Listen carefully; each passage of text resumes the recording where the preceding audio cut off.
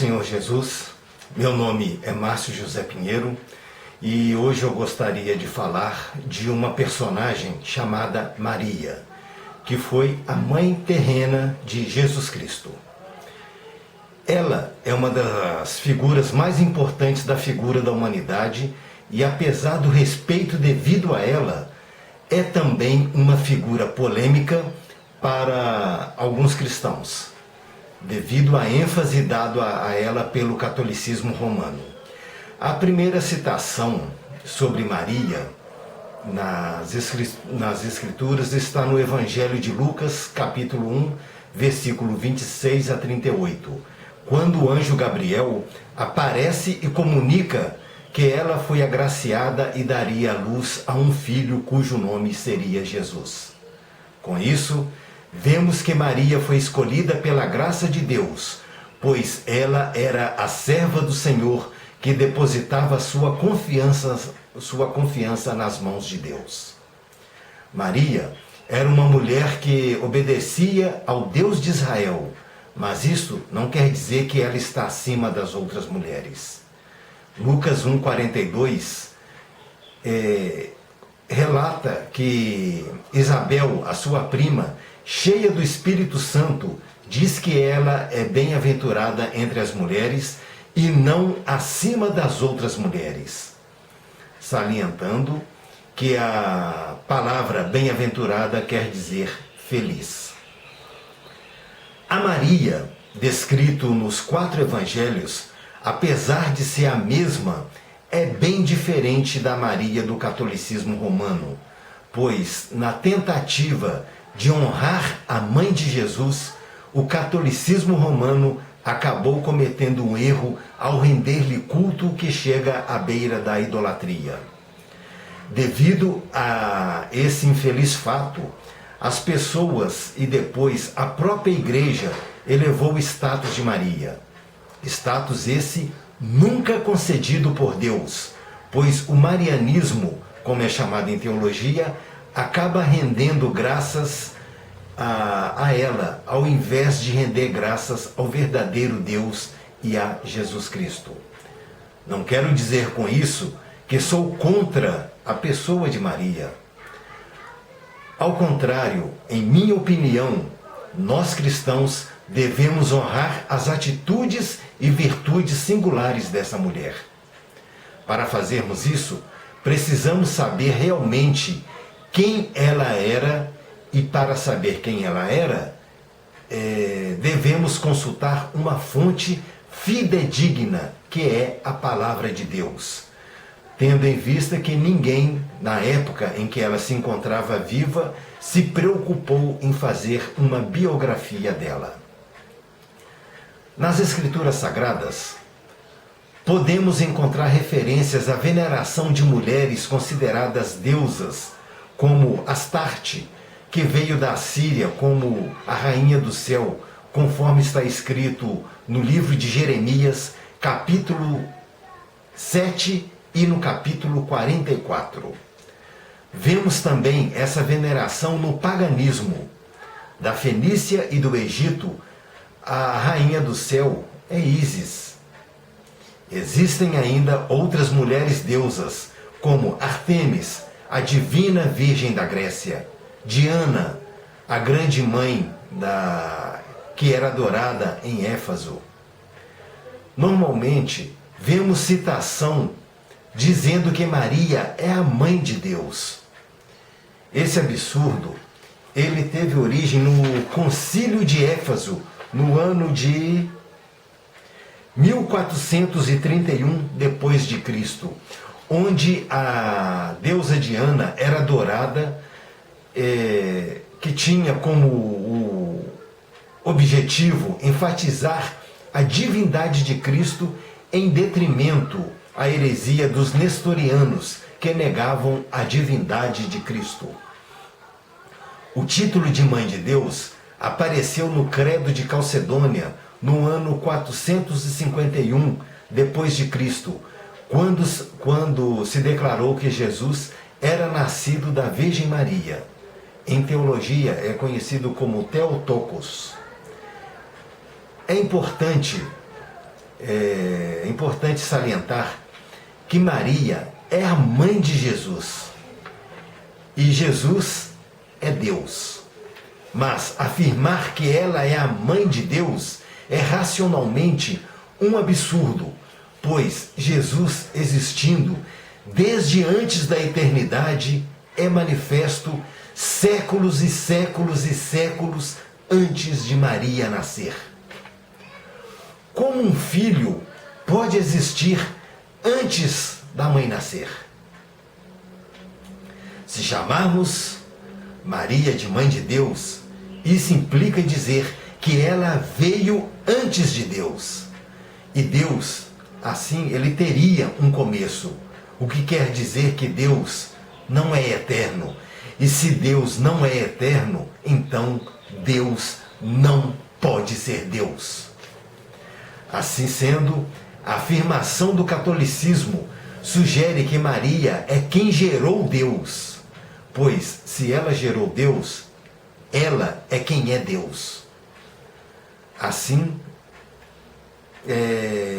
toda a Bíblia Sagrada, ela deveria ser rasgada e reescrita, porque essa afirmação, ela nega a eternidade de Deus, a sua divindade, e repassamos isso para uma criatura que foi criada por Deus. E sabemos que essa afirmação é um absurdo, pois a Bíblia, ela é cristocêntrica e não mariocêntrica. Também tem o fato de Tiago, José, Simão, Judas, que são os irmãos de Jesus. Eles não são chamados de irmãos de Deus. Por que a Igreja Católica ela não dá esse título para eles? Porque também a Igreja Católica não chama João Batista, ela chama João Batista de primo de Jesus e não primo de Deus. Devemos nos atentar para um pequeno e ao mesmo tempo um grande detalhe. Nós precisamos nos lembrar da natureza de Cristo, pois ele teve duas naturezas, uma divina e outra humana.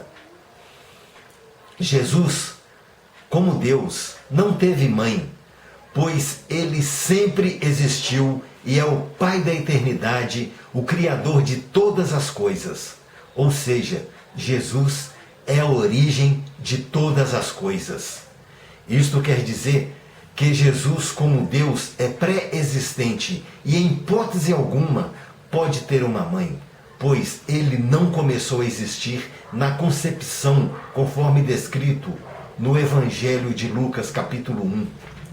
Jesus, como homem, teve uma mãe e ele se tornou carne no ventre de Maria. E é por isso que está escrito: no princípio era o Verbo, e o Verbo estava com Deus, e o Verbo era Deus.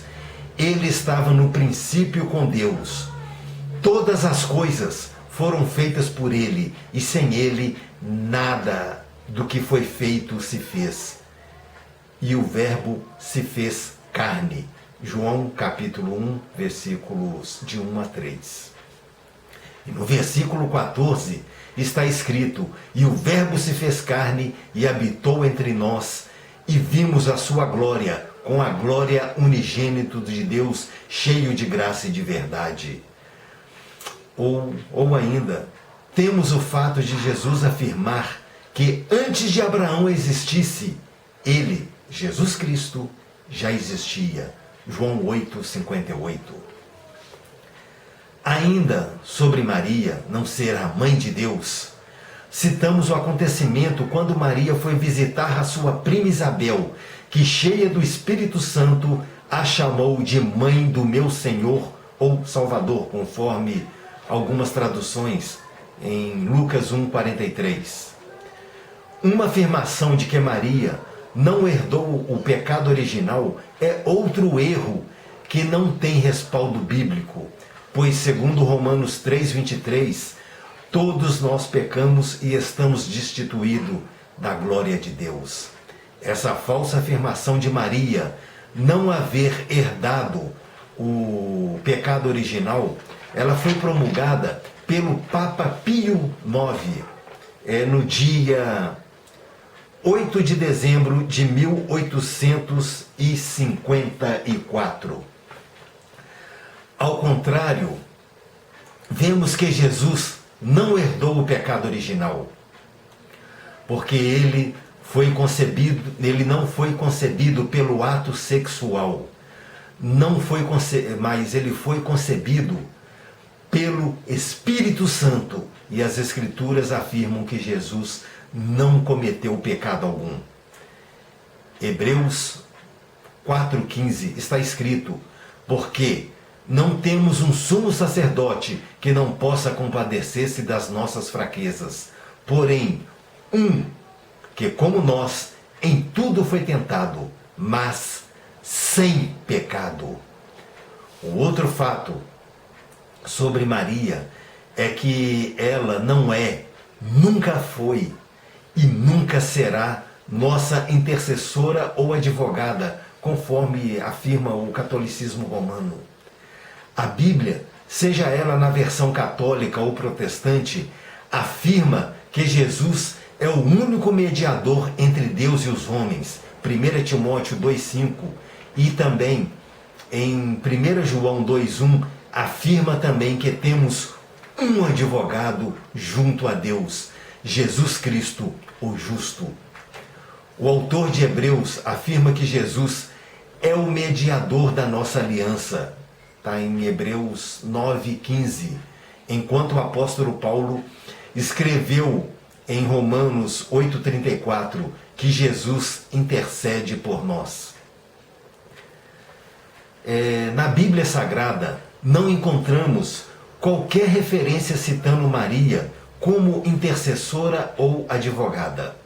Isso implica em dizer que as orações dirigidas a Maria também não têm respaldo bíblico.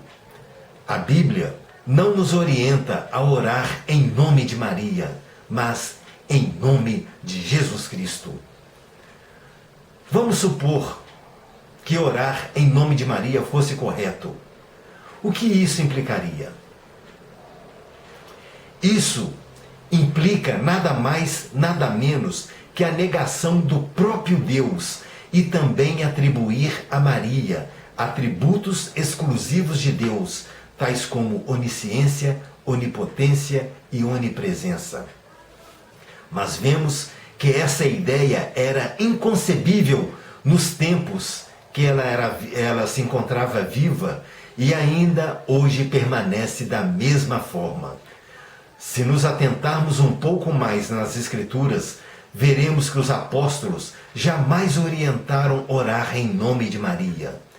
Vemos que Jesus entregou a sua mãe ao apóstolo João e este, ao escrever as suas epístolas e também o livro de Apocalipse, nem ao menos faz uma única menção a Maria. O mesmo aconteceu com o restante de todas as cartas e livros do Novo Testamento, com exceção do livro de Atos, pois Lucas, o seu autor, ele menciona o nome de Maria pela última vez em todo o Novo Testamento, quando os cristãos, depois da ressurreição de Cristo, se encontravam no cenáculo e aguardavam em oração a promessa do Espírito Santo. E nesse relato não há qualquer menção de culto em nome de Maria. Atos 1, versículo 14, está escrito: todos esses perseveraram unanimemente em oração e súplicas com as mulheres e Maria, mãe de Jesus, e com seus irmãos. Este versículo destaca uma verdade ignorada pelo catolicismo romano. Mostra que Maria não tinha uma posição acima de qualquer um deles ali presente. ela também estava no meio deles, aguardando o derramamento do Espírito Santo. É importante dizer que no Pentecostes, todos foram cheios do Espírito Santo, e na Bíblia, e nem em qualquer outro lugar, cita que Maria recebeu um derramamento especial do Espírito Santo. Se isso tivesse ocorrido, é natural que seus filhos, Tiago e Judas, que têm escritos no Novo Testamento, no mínimo teriam citado tal fato. Mas, na verdade, Maria, ela teve o mesmo enchimento do Espírito Santo igual a qualquer um deles. E vemos que, depois desse enchimento, eles pregaram o nome de Jesus Cristo e não o nome de Maria. Uma vez, conversando com meu primo Kefren, ele disse que Maria é co-redentora, pois ela participou da redenção juntamente com Jesus. Essa interpretação errônea é também ensinada nas igrejas católicas romanas através deste livro, Catecismo da Igreja Católica, edição revisada de acordo com o texto oficial em latim, que tem o aval da CNBB, Conferência Nacional dos Bispos do Brasil, e também é assinada por uma carta apostólica por João Paulo II. E vemos aqui, na página 273, está escrito: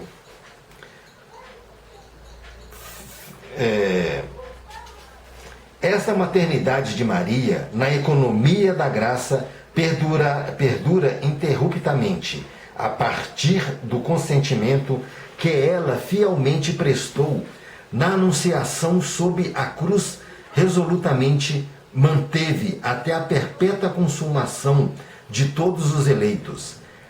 Assunta aos céus, não abandonou este mumo salvífico, mas, por sua múltipla intercessão, continua a alcançar-nos os dons da salvação eterna.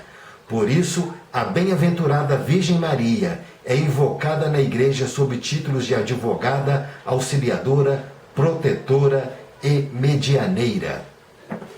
Como já falamos, e creio que não seja necessário dizer novamente, peço que vocês leiam 1 Timóteo 2,5, 1 João 2,1 e Hebreus 9,15 e Romanos 8,34. Devido à fervorosa fé nesses ensinos, demonstrada pelo meu primo, e não querendo aprofundar em questionamentos, eu disse a ele que devemos nos lembrar de que as Escrituras Sagradas nos mostram de uma maneira bem clara que Maria não entregou Jesus para morrer na cruz pelos nossos pecados, mas foi Deus quem o fez. A missão de Maria era trazer ao mundo a luz do mundo, o Salvador, que é um único digno de ser adorado. Porque Deus amou o mundo de tal maneira que deu o seu Filho unigênito, para que todo aquele que nele crê não pereça, mas tenha vida eterna. João 3,16.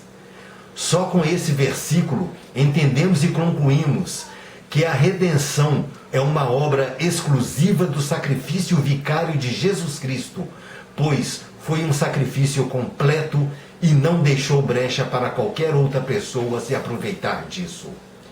O ensino dessa corredenção através de Maria é uma tentativa de desmerecer a obra salvífica de Jesus na cruz e apresenta Maria como coautora de nossa salvação. E isso é mais um ensino herético da Igreja Católica. Por curiosidade, eu pesquisei a palavra intercessora e mediadora nas concordâncias bíblicas e não me surpreendi em não haver encontrado essas palavras. Mas quando pesquisei intercessor e mediador, pude verificar que existe, e todas elas referindo-se exclusivamente a Jesus Cristo. Outra coisa que não poderia deixar de mencionar é a outra alegação do catolicismo romano, dizer que Maria foi elevada ao céu. Essa alegação, ela não existia antes de 1º de dezembro de 1950, quando o Papa Pio XII promulgou esse dogma. Segundo o catolicismo romano, Maria, ela ressuscitou através de Jesus Cristo, que a levou aos céus. Está escrito também, neste mesmo livro, Catecismo da Igreja Católica, o seguinte: finalmente, a Imaculada Virgem, preservada imune de toda mancha da culpa original, terminado o curso da vida terrestre, foi assunta em corpo e alma à glória celeste. E para que mais plenamente estivesse conforme a seu Filho, Senhor dos senhores e vencedor do pecado e da morte, foi exaltada pelo Senhor como Rainha do Universo. Bom, para variar, nós não encontramos qualquer relato disso na Bíblia Sagrada. É apenas mais uma tradição que a Igreja Católica Romana, que não pode ser considerada como história, mas como ficção. Apesar dos erros doutrinários da Igreja Católica a respeito da vida de Maria, sua história nos traz um aprendizado, pois aprendemos sobre a soberania de Deus em agir na história da humanidade.